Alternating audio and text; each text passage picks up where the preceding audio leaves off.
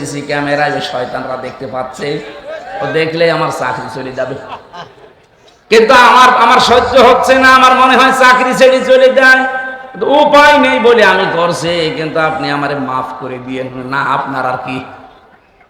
আমার মাথায় দড়ি দিয়ে নিয়ে আমি হাসতাম, জালেমদের কাজ কারবার দেখে। কি করছে এরা, শুধু দড়ি দেয়নি, হাতে হ্যান্ডকাপ পেছনে বেঁধে দিত, মাথায় দিত দড়ি, হাত পায়ে দিত ডান্ডা বেড়ি, মাথার উপরে দিয়েছে সেই লোহার টুপি, বুকে দিয়েছে সেই বুলেট প্রুফ জ্যাকেট।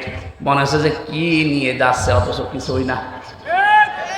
একটা ভীতিপূর্ণ অবস্থান তৈরি করে আলেমদের সাথে অস্ত করত, যেন পরবর্তী প্রজন্ম ভয়ে কেউ আলেম হতে না চায়। জালেমদের কিন্তু জাতে মাতালো তালে ঠিক আছে, মানে এমন এমন অবস্থা করতো। আরে ভাই, আপনি আল্লামা মামুনুল হককে আপনি জেলে রাখবেন, রাখেন, যে এত ফষ্টি নষ্টি করার দরকার কি? কি অবস্থায় তারা নিয়ে যেত দেখেছেন? হুইল চেয়ারে করে, লোকটার মাথায় ব্যথা, হাঁটতে পারে না, পায় হাতের মধ্যে সেই কি হাতের ভেতরে ভর দিয়ে তার যাওয়া লাগতো। রিমান্ডে তো আমি ছিলাম, আমি বুঝেছি আপনারা কি করেন। বিভিন্ন অস্ত্র নিয়ে এসে বলতো যে এইগুলো দিয়ে আমরা নখ তুলি। কিছু কিছু মানুষের আমি দেখেছিলাম এত বড় বড় নখ হয়ে গেছে, ওই যাদেরকে আয়না ঘরে রেখেছে, তাও তো এটা 2 নাম্বার, আসলটা যারা আছে এত বড় বড় নখ হয়ে গেছে। চুল দাড়ি গব দেখলে মনে হচ্ছে ওরে বাবারে জঙ্গল থেকে বেরিয়ে আসতেছে।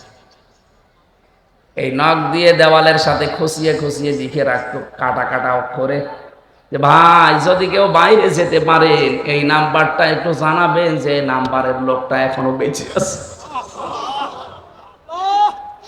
কি করেছেন আপনি বলেন তো? আর আপনি বলেন আমি কি করেছি, আমার পালানো লাগলো, কি করেছেন আপনি টের পাচ্ছেন না?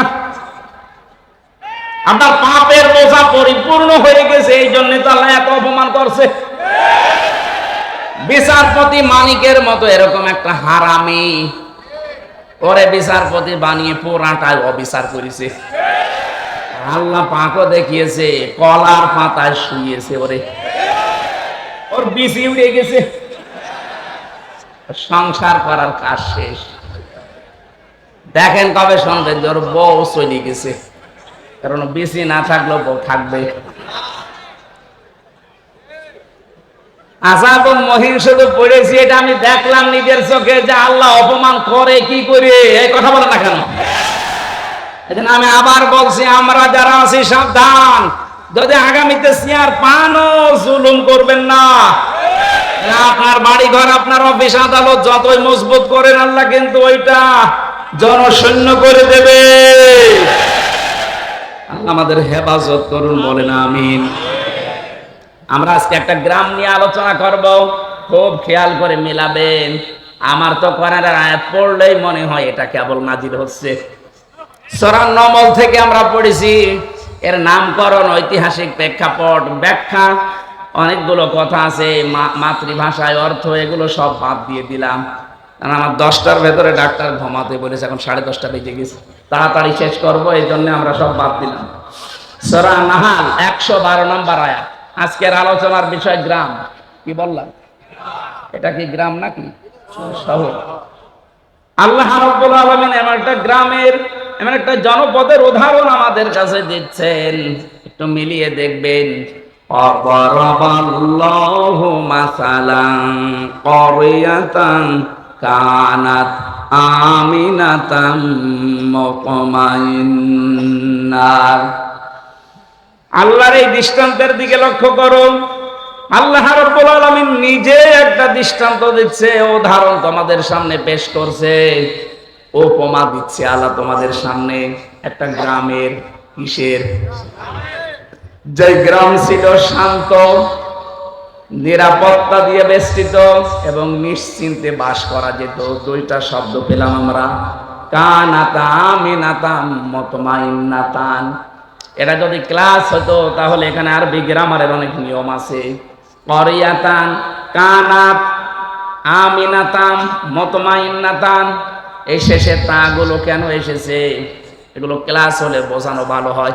এত তাফসীর মাহফিল, আল্লাহ পাক 2টা সুন্দর সুন্দর উদাহরণ এখানে সেট করলেন। 1 নম্বরে এমন গ্রাম যেটা নিরাপদ এবং নিশ্চিন্তে বাস করা যেত। তাফসিরে মুফাসসিরিন ইকরাম আমি যত তাফসির দেখেছি সবাই এক বাক্যে জানিয়েছে এইটা বলতে আল্লাহ বুঝিয়েছেন মক্কা শরীফকে। কাকে? মক্কা শরীফকে আল্লাহ পাক একেবারে নিরাপত্তার শহর জানিয়েছেন। আত-তিনি ওয়াজ-যাইতুনি ওয়া তুরি সিনিনা ওয়া হাদাল বালাদিল আমিন। এটা একটা নিরাপদ শহর। এবার আসেন তো বাংলাদেশের সাথে এই শব্দটা মিলাই। আমরাও কিন্তু ঠিক নিরাপদে ছিলাম, হঠাৎ করে সেই 47 থেকে আরম্ভ হয়েছে। কি 47 থেকে আরম্ভ? এর আগে তো শান্ত শিষ্ট নিরাপত্তা বেষ্টন করে আমরা ছিলাম। কারণ 800-850 বছর আমাদের এই এলাকাটা, এ পুরা ভারতবর্ষ মুসলমানদের হাতে ছিল। মুসলমানদের যখন হাতে ছিল তখন শিরক এত বেশি ছিল না। কারণ মুসলমান ক্ষমতা নেওয়ার পরে যে কাজগুলো করবে তার 1 নম্বরে তারা শিরক বন্ধ করবে। সূরা আলে ইমরানের এবার 93 নম্বর আয়াতের তাফসীর করা আছে। আমার তাফসীর আজকে হচ্ছে কোরআন বিল কোরআন। ভালো করে খেয়াল করুন ভাই। ইন্না আউওয়ালা বাইতি উবদিআ লিন-নাসি লাল্লাযী বিবাক্কাতা মুবারাকান ওয়া হুদাল লিল আলামিন। আল্লাহ পাক বলেন পৃথিবীর প্রথম ঘর যেটা প্রতিষ্ঠিত হয়েছে, যেটা বানানো হয়েছে বাক্কায়, মানে মক্কায়। মক্কার প্রাচীন নাম হচ্ছে বাক্কা। এর ভেতরে 1 নম্বরে মুবারাকান, বরকতময় করে দিয়েছি আমি আল্লাহ এই ঘরকে। 2 নম্বরে এখানে হেদায়েতের মশাল জ্বালিয়ে দিয়েছি তামাম বিশ্বের মানুষের জন্য। 2টা বিষয় আল্লাহ জানালেন এই ঘর সম্পর্কে, যেটা বরকতময়, এটা হেদায়েতের মশাল। আমান দাখালাহু কানা আমিনা। কেউ যদি এই ঘরে প্রবেশ করে আল্লাহ তাকে নিরাপত্তা দিয়ে দেয়। কে বলছেন?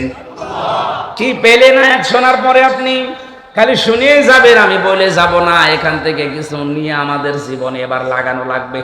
কথা বলে না কেন? আল্লাহ যে বললেন আমান দাখালাহু কানা আমিনা, এই ঘরের এরিয়ার ভেতরে যারা আসবে তাদেরকে নিরাপত্তা দেবে কে? আপনি দেখেছেন কেমন নিরাপদ ঘর? অথচ এরিয়ার বাইরে গেলে দেখবেন চিন্তায় হয়, মারামারি হয়, গালাগালি হয়, দেখলে মেরে ফেলবে। কিন্তু এলাকার ভেতরে আপনি যতক্ষণ থাকবেন, ওই সে আবাহমান কাল থেকেই কেউ যদি বাবার হত্যাকারী কেউ দেখে যে কাবার চত্বরে কিচ্ছু বলতো না, এমন নিরাপদ আল্লাহ দিয়েছিলেন। এখন আমার প্রশ্ন, এই বাংলাদেশ কি কাবা শরীফ? কথা বুঝে উত্তর দেবে। বাংলাদেশ কি কাবা শরীফ? এটা কাবা থেকে 6000 কিলোমিটার দূরে। তাহলে আমাদের এই 56,000 বর্গ মাইলকে নিরাপত্তা দিয়ে বেষ্টন করা লাগবে না? কি শত্রু দেখতে পাচ্ছেন না চারিদিকে? পাশের রাষ্ট্র আমাদের প্রতিবেশী, ওদের সাথে যাদের যাদের বর্ডার আছে তারা প্রত্যেকটা বর্ডারে মার খায়। পাকিস্তান বর্ডারে মার খায়, চীনের বর্ডারে মার খায়, মায়ানমারের বর্ডারে মার খায়, নেপালের বর্ডারে মার খায়। আর যত মার আমাদের দেয়, ওরা মার খেয়ে শেষ করে না। দেখবেন পাকিস্তানে আর চীনের কাছে মার খেলে ওরা বলিউডে সিনেমা তৈরি করে। ওইটা দিয়ে ওরা সিনেমা বানায়। সিনেমার নায়ক দেখেছেন? আল্লু অর্জুন, রামচরণ, প্রভাস, এদেরকে দিয়ে সিনেমা বানায় আর ওটা আবার হিট করায়। আর এইটা দিয়ে আমাদেরকে টাকা পয়সা যা উপায় হয় ওইটা দিয়ে আমাদের মারে। ওরা মার খায় পাকিস্তানের বর্ডারে, চীনের বর্ডারে, মায়ানমারের বর্ডারে। আর মারে কাদের বলেন? নিরাপত্তা দেওয়ার জন্য এবার কি লাগবে বলেন? আল্লাহ বলেন এতে